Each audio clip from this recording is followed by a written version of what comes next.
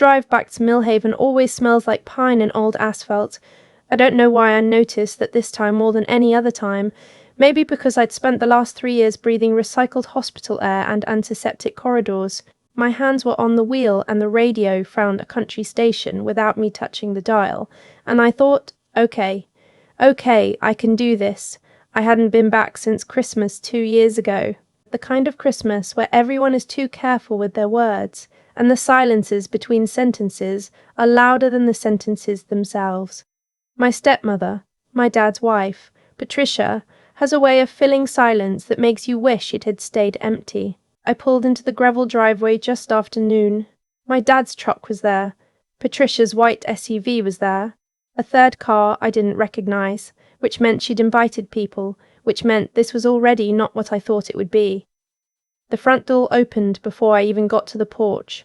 Well, Patricia said, she was holding a dish towel which felt staged. Look who made it. I smiled. Hi, Patricia. Your father's in the back. He'll be glad. She stepped aside to let me in and then, without lowering her voice at all, said to whoever was in the kitchen behind her, "She finally showed up. I told you she would, eventually." I kept walking. My dad was in the backyard, standing near the fence talking to his neighbour, a man named Walt who has lived 3 houses down for as long as I can remember. When my dad saw me, something in his face shifted. Not quite relief, but something in that direction. He opened his arms and I walked into them, and for about 4 seconds everything was fine. "Glad you're here," he said. "Quiet, just for me." "Me too, Dad. I should explain why I came back. My dad, his name is Thomas. Tom, to everyone who knows him, served in the army for 22 years. He was a warrant officer.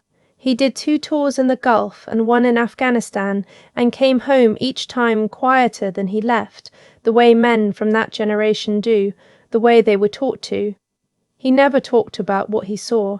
He just folded it somewhere inside himself and kept going. The Veterans Support Foundation in Millhaven holds a dinner every year. The kind of thing with round tables and centerpieces and men in their 70s wearing hats that say things like "Zet Nam Veteran" and "Piron to Cove to have served." The county commissioner usually comes. The mayor sometimes. This year they were honouring a group of local veterans, my dad among them, with a community service award for a project he'd helped organise, a housing initiative for veterans transitioning out of the service. It mattered to him. It mattered a lot.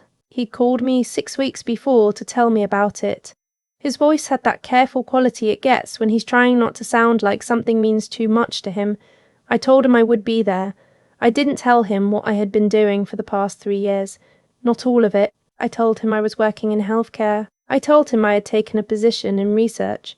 Both of those things were true. They just weren't the whole truth. The whole truth was more complicated, and I had learned, over time, the complicated truths are better delivered in person, in quiet, not over the phone when the person on the other end can't see your face. Patricia had invited her sister and her sister's husband. Their names were June and Bill. They were friendly the way people are friendly at dinner parties when they don't really know you. Lots of nodding, lots of, "Oh, how interesting," a kind of performance of warmth that doesn't require actual warmth. June asked what I did for work. "Healthcare," I said. "Oh, like a nurse?" "Research," I said. Patricia, who was carrying a bowl of rolls from the kitchen, said without pausing. She started medical school, actually. Didn't finish. The table went quiet for a moment. "I finished," I said pleasantly. "Well, you left your residency." She set the rolls down. "I'm just saying there's a difference." "There is," I agreed. "I left my residency program to take a different position. That's not the same as not finishing. She sat down. "Your father worried about you is all. We both did. It seemed like you couldn't quite—" She paused, tilting her head. "Settle." I looked at my dad. He was looking at his plate. I reached for a roll. After dinner, I helped my dad carry folding chairs from the garage to his truck because the foundation needed extra seating and he had volunteered to bring some. We stood in the garage for a few minutes, just the 2 of us, catching our breath. "She means well," he said. "He says that a lot about Patricia. I used to argue with it. I don't anymore." "I know, Dad." She doesn't always know how to, Dad. I put my hand on his arm. It's okay, really. He looked at me for a long moment.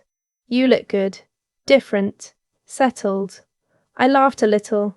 I am settled. The new job treating you well? Very well, he nodded, satisfied enough not to push further. That's the thing about my dad. He doesn't push. He trusts. Sometimes too much, in the wrong directions, but in that moment I loved him for it. The dinner was held at the Elks Lodge on Creekside Road, the one with the parking lot that floods every spring, and the sign out front that's missing the letter E, so it reads LKS Lodge, which the town has decided is charming rather than a problem. We arrived early because my dad wanted to help set up. Patricia came in a separate car because she had a hair appointment that ran late, which is something she announced 3 times at breakfast in a way that seemed designed to make the hair appointment sound more important than the dinner honouring her husband. The lodge was already filling up when I got inside. Round tables with white tablecloths, small American flags in the centerpieces, folding chairs that scraped the floor every time someone moved, the smell of coffee and someone's perfume, and the particular dusty warmth of a room that's used 6 times a year and aired out the day before. I found my dad near the back talking with a group of men his age, all of them in their good clothes, khaki slacks, button-downs, a few blazers. One man had a chest full of medals. My dad had his too, though I noticed he'd pinned them slightly crooked, and I thought about fixing them and then decided he wouldn't want me to make a fuss. I got a cup of coffee and stood near the edge of the room. I was wearing a plain navy blazer over a white blouse, nothing that stood out. I had worn it on purpose. This was my dad's night. Patricia arrived 20 minutes later, and I will say this for her, she can make an entrance. She had that quality some women have of moving through a room like the room was built around them. She said hello to people she barely knew with the confidence of someone who knows everyone. She found my dad and fixed his medal pin, the one I had noticed, and he let her, smiling, and I looked away. She found me near the coffee table eventually. You came alone? She asked, glancing around as if checking. Yes. No. Anyone special in your life these days? I'm good, Patricia. I only ask because your father worries. She smoothed the front of her jacket. He worries you work too much. That you're isolated. I'm not isolated. Washington. She shook her head slightly, like the city itself was a diagnosis. All the way up there, we never see you. He doesn't say it, but, Patricia. I kept my voice even. I love my work. I'm happy. You don't need to worry about me.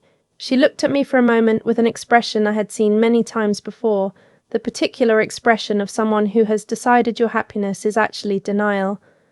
Of course, she said, and turned to greet someone behind me. The dinner program started at 7. The county commissioner spoke for 11 minutes about community and service and the particular character of small American towns, which is a speech that writes itself and requires nothing from the audience except the occasional nod. Then the foundation's director, a woman named Dr. Okafor, spoke about the housing initiative, and she was good, specific, genuine, not at all the kind of speech that writes itself.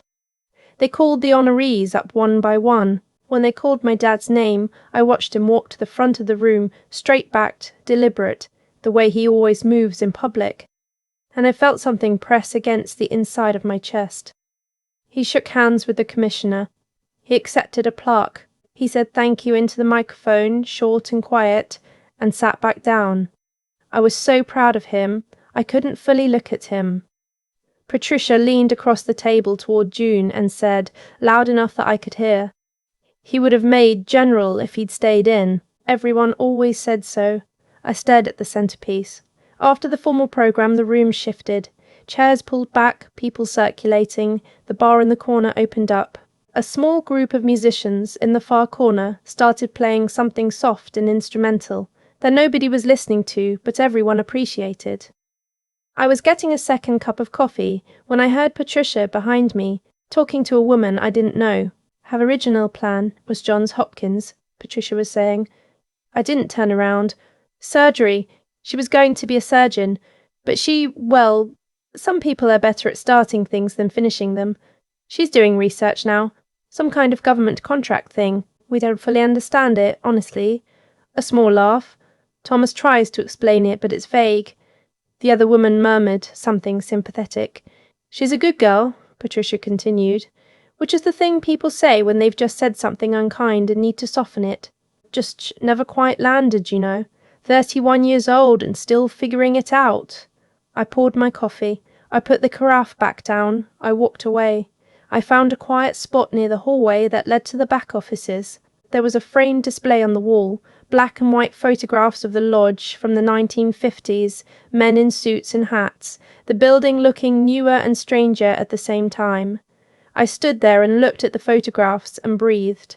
I had made a decision 3 years ago, a specific, deliberate, informed decision. I had left a surgical residency at a teaching hospital in Philadelphia, a good residency, a competitive one, because I had been recruited for a position I wasn't supposed to talk about in detail, at an agency most people have heard of, but most people don't think about in real terms. The work was in medical intelligence. It involved advising on public health threats, biodefense, the kind of thing that lives in the space between medicine and national security. I was not a surgeon. I was something harder to explain at dinner parties, which meant I had spent 3 years listening to Patricia imply I was lost. I was not lost. I knew exactly where I was and exactly what I was doing. I had simply made a choice that looked, from the outside, like giving up. I looked at the photographs on the wall. A man in the front row of one photo was smiling directly at the camera, completely unaware that 60 years later someone would stand here and use his photograph as something to focus on while deciding not to cry in a hallway. I decided not to cry in the hallway. I went back to the room. The crowd had thinned slightly. People clustered in groups of 3 and 4, drinks in hand, the warm, easy conversation of people who all know the same 50 people and have for decades. My dad was near the back wall with Walt and 2 other men, laughing at something. I was moving toward him when someone touched my elbow. I turned. He was a tall man, mid-60s, silver-haired, wearing a dark suit with a flag pin on the lapel. He had the posture of someone who has spent a long time being the most senior person in any room he enters. Behind him, 2 other men stood at a slight angle, the particular angle of people who accompany someone rather than walking with them. He was looking at me with an expression of surprised recognition. "I'm sorry," he said, leaning forward slightly. "I couldn't tell from across the room. Is that—" He stopped. "Then Dr. Whitfield?" "My name. My full name with the title." I felt something settle in my chest, not relief exactly, something quieter. "Dr. Harmon," I said. "I didn't know you'd be here." "I'm on the Foundation's advisory board," he said.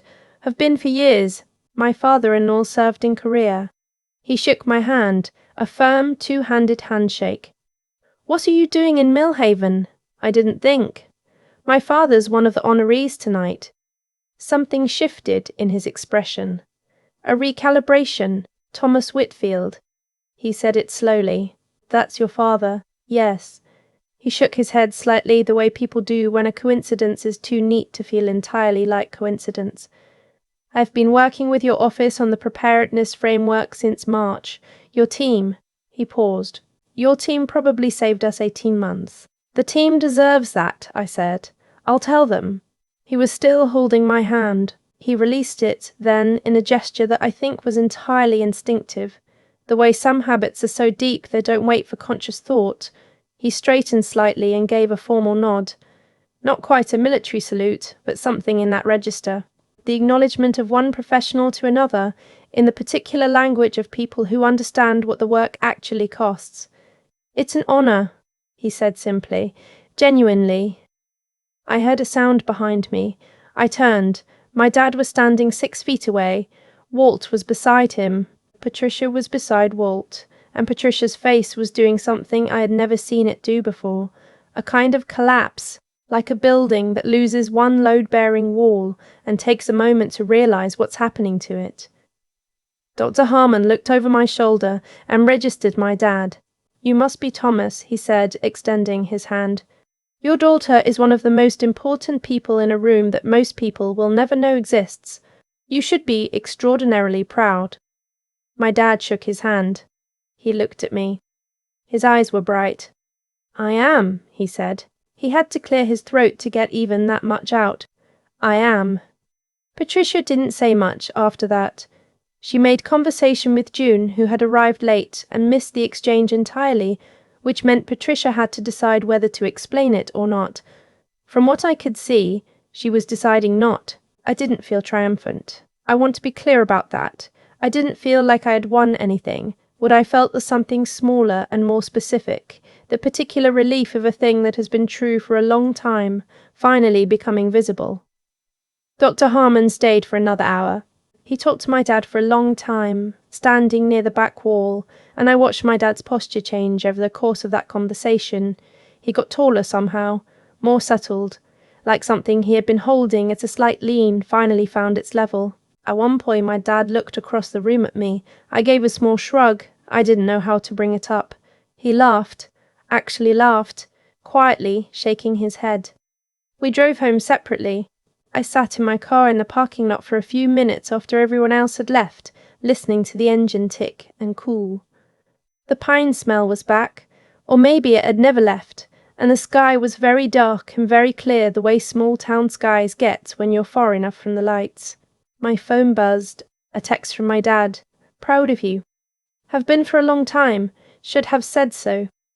I sat with that for a while. The thing about spending years in work that can't be explained over dinner, that lives in classified briefings and windowless conference rooms and conversations that never get written down, is that you stop expecting people to understand. You get used to the gap between what you do and what people think you do. You develop a certain patience with misreading. You learn to hold your real life quietly, the way you hold something fragile in a crowd. What you don't fully prepare for is the moment when the gap closes.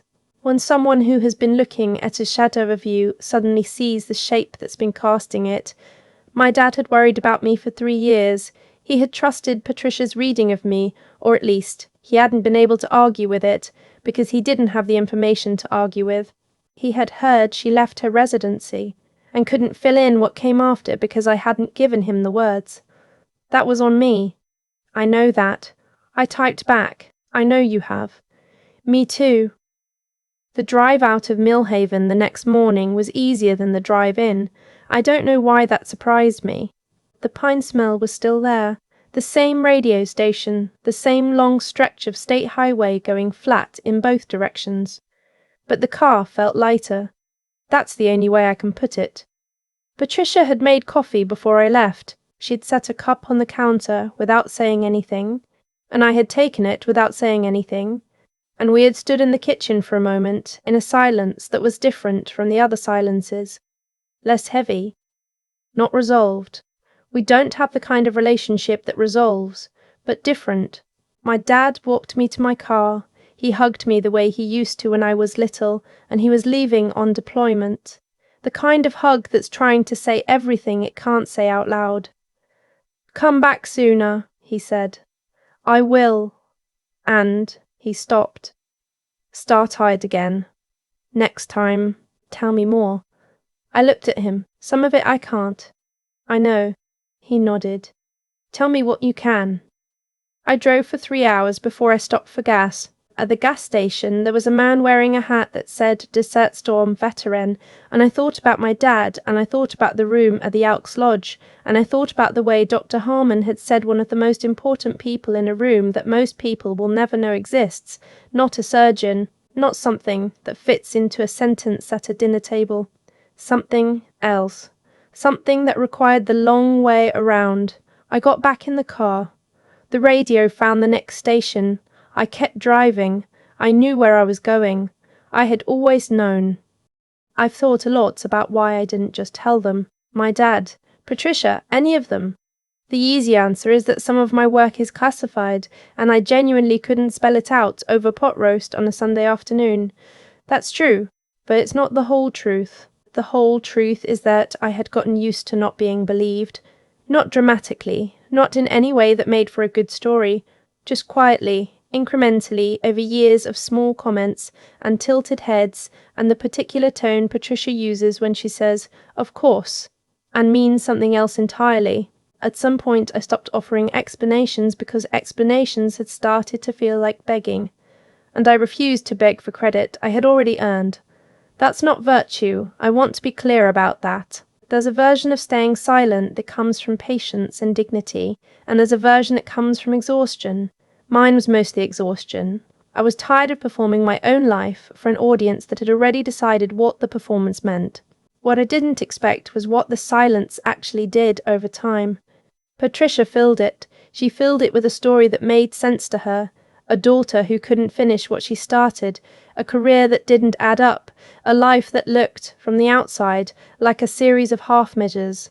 And because I never corrected her, because I never handed her a different version, she kept telling that story, at dinner tables, to her sister, to Walt and his wife, to anyone who asked about Tom's daughter up in Washington. I used to resent that. I don't anymore, because here's what I've come to understand. The story Patricia told said almost nothing about me, and everything about what she needed to believe. People who diminish others to feel comfortable aren't doing it because of you. They're doing it because of something in them that can't sit easily with someone else's quiet confidence. My silence wasn't weakness. It was simply a refusal to fight on terrain that was never really about the truth. The truth has its own weight. It doesn't need you to carry it everywhere. It doesn't need you to introduce it at every dinner table or defend it in every conversation. The truth just exists, and eventually, if you live it honestly and with enough integrity, it finds its own moment to become visible. Dr. Harmon didn't know he was walking into anything. He wasn't there to rescue me. He was there because his father-in-law served in Korea, and he sits on a foundation board. He recognized me across a room and said my name, and that was it. That was the whole thing. One sentence. 18 months. The room went quiet. My dad looked at me with eyes I hadn't seen on him since I was a child, and he came home from a tour and found me waiting on the porch. Something opened in him that night. Something that had been half closed for 3 years. Maybe longer. I keep coming back to what he texted me in the parking lot. Should have said so. Those 4 words. He carried his pride the same way I carried my work, quietly, privately, certain the other person somehow already knew. We are more alike than either of us ever said out loud. What this experience gave me, what I'd want anyone to take from it, is this. The life you build in private is still real. The work you do when no one is watching still counts. Integrity isn't a performance. Resilience isn't loudly enduring things and making sure everyone sees you endure them. Sometimes it just looks like a woman driving 4 hours home, sitting through a dinner, saying nothing, and trusting that what's true will eventually be enough. It was enough. It always was.